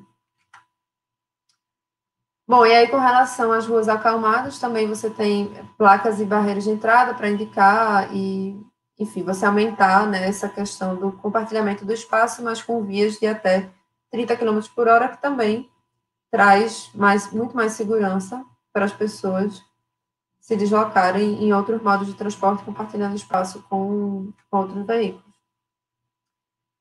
Tem também a questão do consumo ao ar livre, e isso também é muito importante para a questão de gênero com relação ao medo do assédio e da violência contra a mulher, porque quanto mais pessoas tem nas vias, mais seguras essas vias são, né, nas calçadas e nas ruas também. Pessoas, de fato, não carros passando não interferem tanto nessa sensação de segurança, mas quando você tem uma rua que ela é viva, uma rua onde as pessoas conversam, estão ali comendo presentes, você se sente mais seguro e isso também influencia para que as mulheres se sintam muito mais seguras para circular ali. Porque essa questão da segurança influencia muito mais, como a gente viu na questão do metrô, para as mulheres do que para os homens, né? Que são as principais vítimas desse tipo de violência. E tem também a questão dos mercados que eles colocaram, que é de você prover mercados públicos nas vias, e como são geralmente as mulheres que fazem esses trabalhos de compra para casa e todos os cuidados da família, isso também seria uma iniciativa que teria algo de positivo para as mulheres se você tivesse isso mais próximo, né? Que foi o que a Heloísa falou sempre, tentar adensar e você diminuir os deslocamentos necessários. Por caso você conseguisse ter pequenos mercados mais próximos, você consegue fazer os deslocamentos a pé de maneira mais segura. Talvez não precise usar um transporte público lotado na questão do Covid ou entrar em supermercado que tem ar-condicionado e tudo mais. Bom, e aí tem uma provocaçãozinha, né, que agora a gente está voltando um pouco ao normal, né, as pessoas estão saindo mais, já está tendo trânsito, e aí o que é que a gente quer? A gente quer esse antigo normal de que você tinha trabalhadores presos no trânsito, gerando custos tanto ambientais quanto para a própria pessoa, poluição afetando todos, aumentando a quantidade de pessoas internadas por problemas respiratórios, diminuindo a qualidade do ar. Esse mundo não existe espaço para o ciclista, então o ciclista está ali apertado, imprensado entre um estacionamento e a fila de carros, se colocando em risco, e calçadas muito estreitas, com obstáculos e sem espaço para distanciamento social. Ou a gente quer seguir em frente, né, num mundo onde você tem uma priorização do transporte coletivo e do uso da bicicleta, e aí você consegue, inclusive, ter mais espaço para os carros. É isso que eu sempre falo, as pessoas têm um pouco de dificuldade de entender que quando você fornece infraestrutura de transporte de qualidade coletiva e de transporte ativo, muitas pessoas que estão no carro hoje, porque para elas hoje é a melhor opção, elas podem, de repente, migrar para uma perspectiva mais sustentável do transporte coletivo ou transporte ativo. E aí você passa a ter mais espaço também para os carros. Aí a via está com menos pessoas usando o carro, muito mais pessoas nas calçadas e andando de bicicleta, inclusive levando cargas e crianças na bicicleta. Então, o ar limpo, né, salvando vidas, coloca ciclovias protegidas que incentivam o uso da bicicleta e calçadas largas para pessoas. Então, tem esse outro também, que é o normal, né, com um super shopping, carros, os alunos ali em fileira, o aprendizado da Revolução Industrial, né? Você tem ali tradicionalista, com o professor ensinando tudo, e multimilionários. Na Covid, onde você tem um mundo muito mais recolhido, e o adiante, que poderia ser isso, ao invés de ter um super shopping, você tem uma cooperativa local de comida, você tem ao invés de carros, pessoas andando de bicicleta e a pé, a escola muito mais participativa, né? E você não ter trilionários no mundo e uma energia eólica com um laguinho ali mais limpo, né? Que antes o lago estava 100% poluído. Então é isso. Mal posso esperar para que tudo volte ao normal e se ao invés disso nós fôssemos adiante. Bom, para concluir, eu queria colocar que se você planeja a cidade para carros e tráfego, você terá carros e tráfego. Se você planeja a cidade para pessoas e lugares, terá pessoas e lugares. É uma frase que eu gosto muito de Fred Kent, eu sempre gosto de colocar um pouco nas apresentações.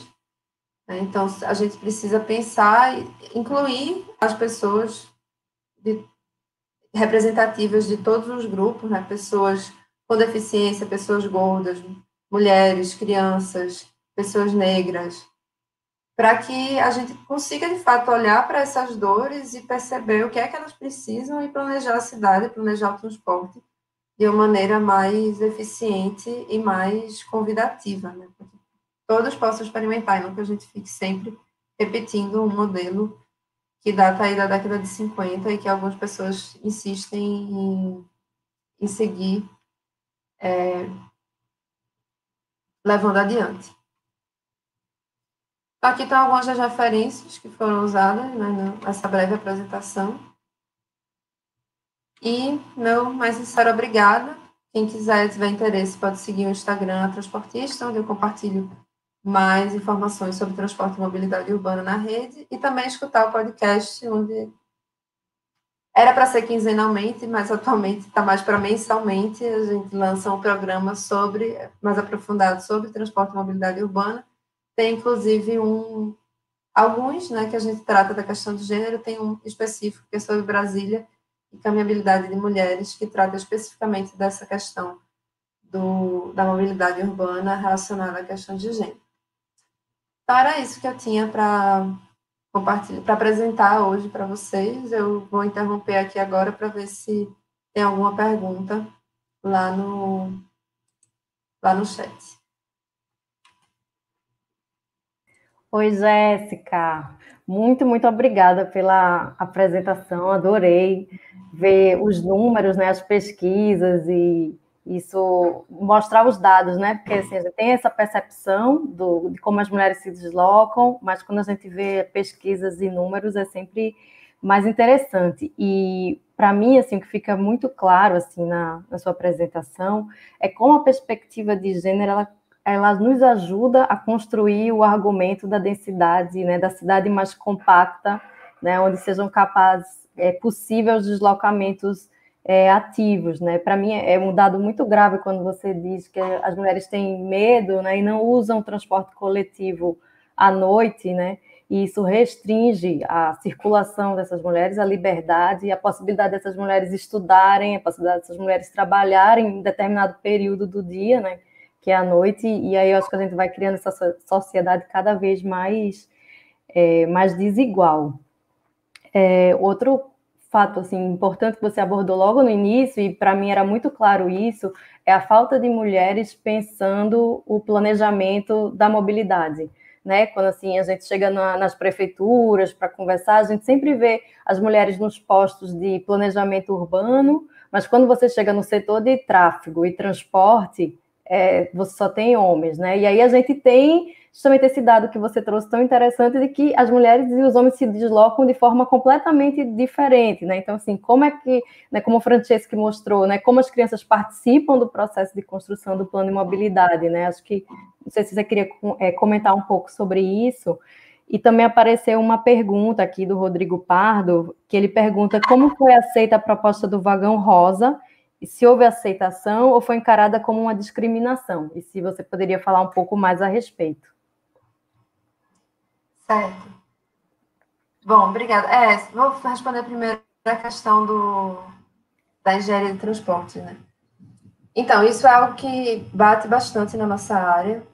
Inclusive, no podcast, né, eu comecei a fazer e a entrevistar apenas mulheres. As 10 primeiras entrevistadas eu disse que seriam mulheres, justamente para combater esse machismo que existe dentro da área. E toda final de episódio eu sempre falo para elas contarem se elas já sofreram algum tipo de discriminação, e todas já tiveram, e assim, são pessoas extremamente, se vocês escutarem, são pessoas extremamente capacitadas, assim, muito, muito boas no que fazem, e mesmo assim não faltavam exemplos de, não, porque tinham duas engenheiras e um engenheiro, e aí nas reuniões só escutavam só o homem que a gente falava, e o cara tem que repetir para que as pessoas entendessem, que as pessoas aceitassem o que a gente estava tentando colocar.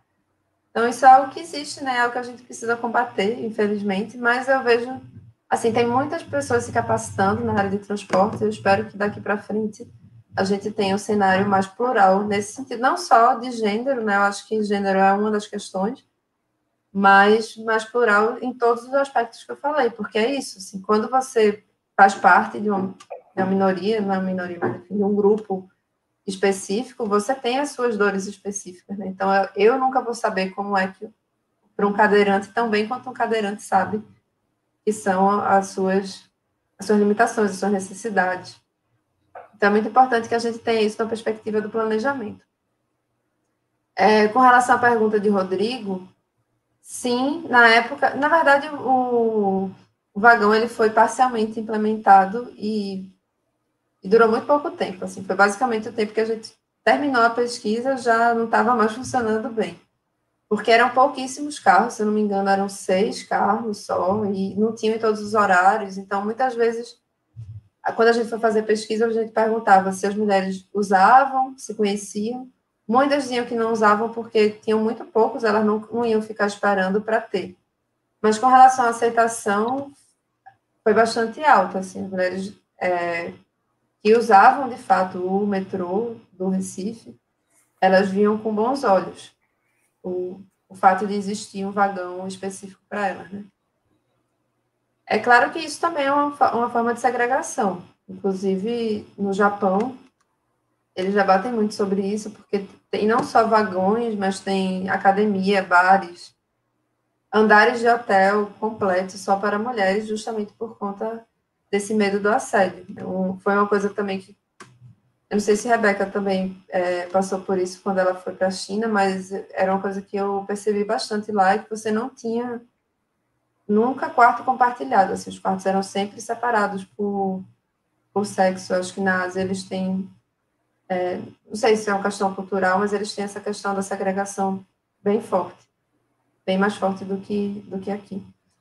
Mas, sim, era visto como algo positivo, embora muitas vezes essa questão do vagão rosa ela é muito problematizada, né? Mas eu queria justamente fazer essa pesquisa porque eu acho que também é uma coisa que vem de cima, é uma problematização muitas vezes de quem não usa, de quem não está naquela situação.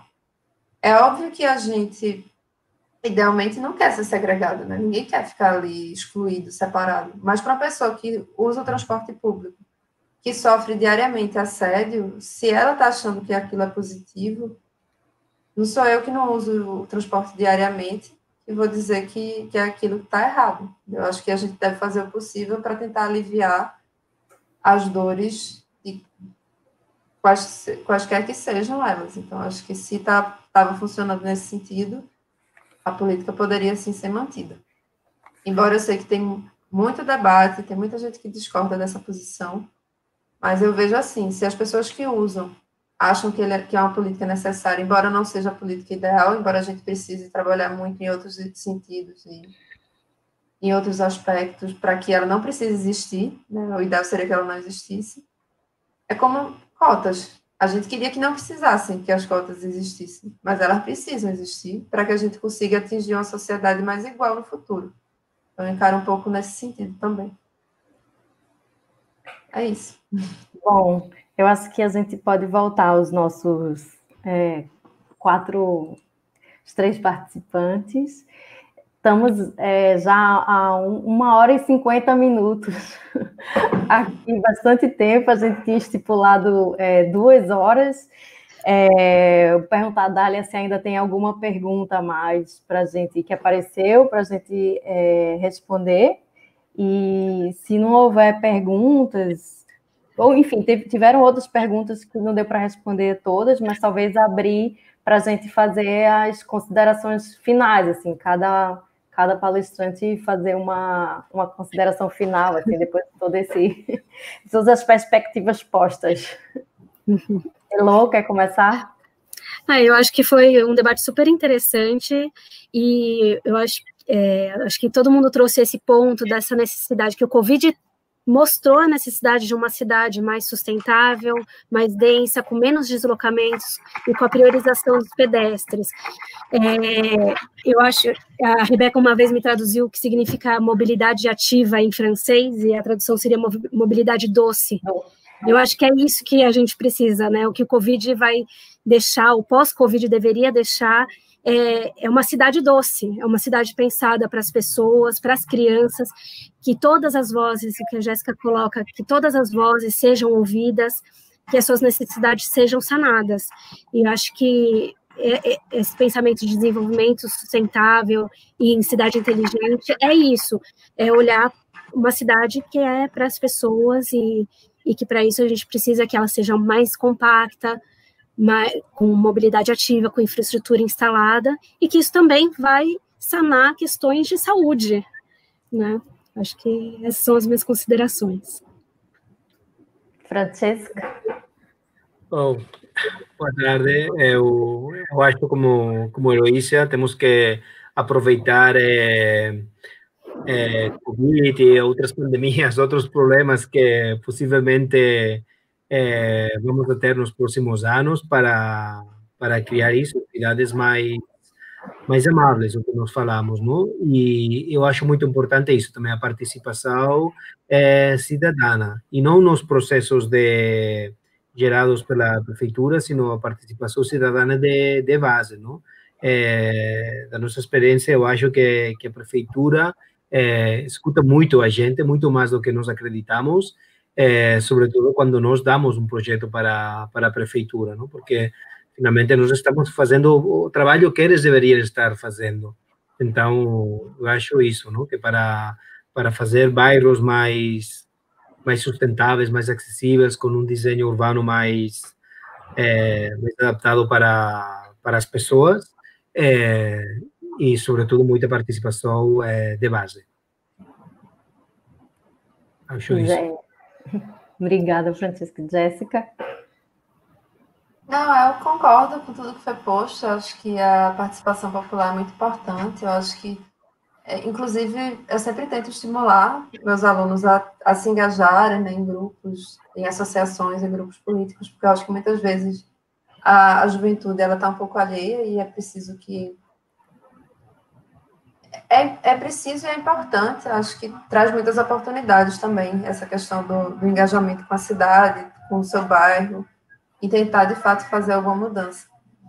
E falar que, bom, as eleições estão aí batendo na porta, né, em menos de um mês, então é importante também a gente pensar nos candidatos e na nossa perspectiva, na perspectiva da cidade com relação a isso, principalmente eleições que são municipais e que vão trazer aí quem vai definir as leis e as políticas que serão escritas daqui nos próximos 4 anos. Então, acho que é bem importante a gente olhar os planos de governo e olhar para os vereadores, no caso, para ver o que é que eles estão propondo, para fazer uma escolha consciente nesse sentido. Obrigada, Jéssica. Eu gostei muito de todas as apresentações, achei que foram muito complementares, né? E para mim, assim, fica muito a mensagem dessa via de mão dupla, assim, como a perspectiva de gênero e da infância, elas nos ajudam a pensar o planejamento da cidade mais densa, mais amigável à mobilidade urbana, mais sustentável do ponto de vista ambiental, e o inverso também, né? Como essa cidade ela vai gerando também mais segurança para as mulheres, mais espaços para as crianças se deslocarem, brincarem na cidade, e acho que uma vez que a cidade ela é ideal para crianças e para mulheres, ela acaba sendo também para boa parte da população uma cidade mais amigável. Eu queria agradecer muito a todo mundo que participou, Heloísa, Francesca e Jéssica, também Tiara, que está na parte técnica, dessa live, e Dália, que está no chat, nos ajudando com as perguntas e com as respostas.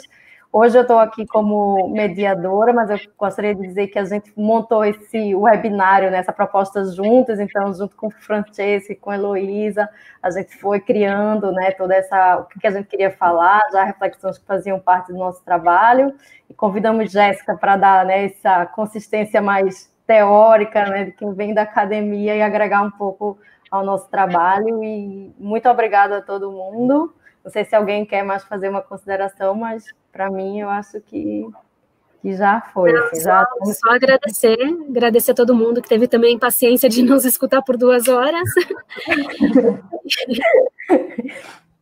E é isso, obrigada.